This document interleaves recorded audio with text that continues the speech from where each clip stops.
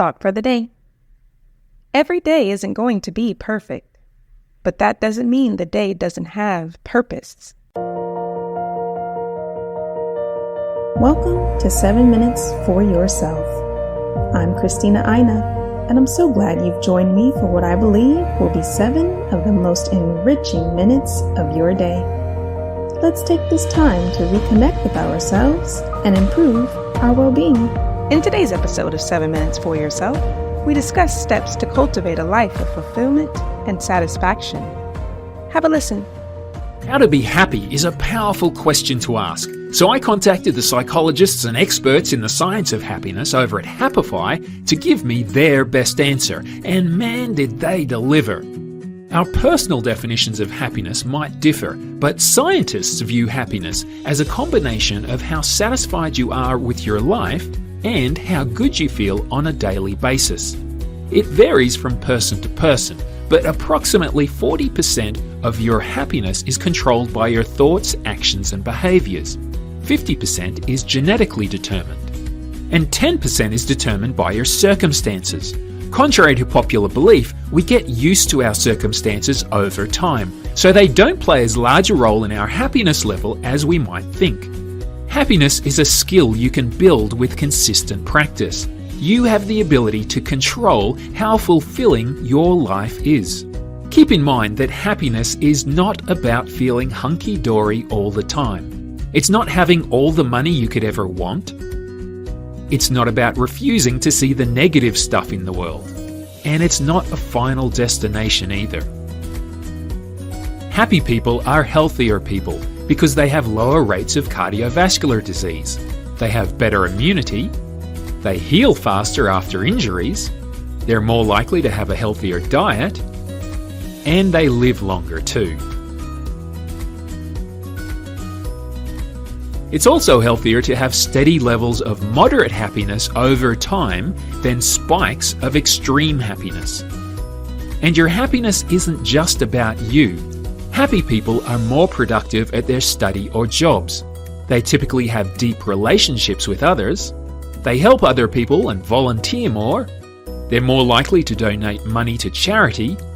And they're more creative problem solvers. You can increase your happiness in the long term by nurturing relationships, having new experiences, helping others, or just by being grateful for what you have. You can get even more happiness out of a good experience by savouring it. Use all your senses. Pay attention to sights, sounds, smells, and feelings. Pay attention to the little details of a great experience. Share it with someone else. And linger and dwell on the moment too. Savouring experiences makes us happier, more grateful, and more hopeful while reducing levels of stress, guilt, and depression. Good experiences strengthen the parts of the brain connected with happiness. 3 things that will kill your happiness over time are comparing yourself to others, a lack of close friendships, or holding on to resentment. People who've experienced some adversity in life are actually happier than those who've never experienced any. After adversity, once we've got some distance and perspective, making sense of our life's challenges helps us to shape our identities, increase our resilience, cope better with current stresses, and become more optimistic about the future.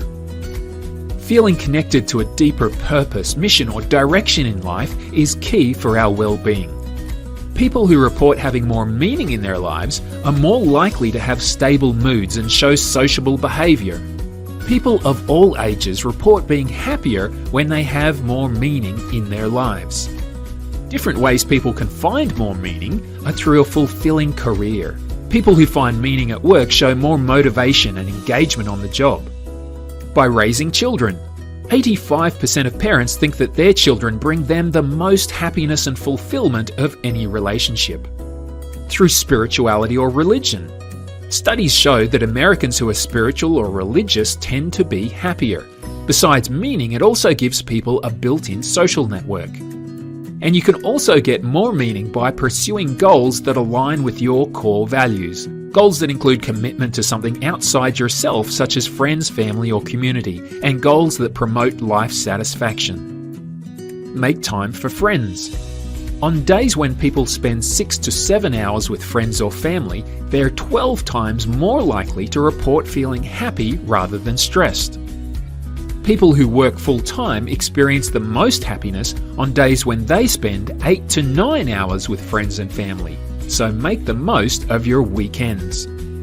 Being intentionally grateful is very powerful too. Well-known researcher Brené Brown said, "In 12 years of research, I have never interviewed a single person with the capacity to really experience joy who does not also actively practice gratitude." In one study, people who wrote down things they were grateful for once a week for 6 weeks felt happier and less depressed for up to 6 months. They reported better sleep quality, and they were more likely to engage in healthy behaviors like exercise. Here are 5 ways to instantly boost your happiness. Spend 5 minutes doing something to brighten the day of someone you love. Email someone and thank them for something they did for you. Have a meaningful conversation with a good friend. Take 30 seconds to help someone who needs it. Or just savor a memory. Close your eyes and relive the happiest moment of your life. Some other tips are to get into a state of flow by engaging in an activity that's enjoyable, requires a degree of skill, and is just enough of a challenge that you can feel in the zone and lose all sense of time. People who regularly practice mindfulness meditation have increased activity in the left prefrontal cortex, the area of the brain responsible for calm and happiness. And it helps to practice empathy. Take someone else's point of view. When others feel understood, you have a chance to build intimacy and well-being. That concludes today's episode of 7 Minutes for Yourself. Please take a moment to rate and review the show on Apple Podcasts. Today and every day with your kiddo is a gift. Enjoy it. Thanks for tuning in.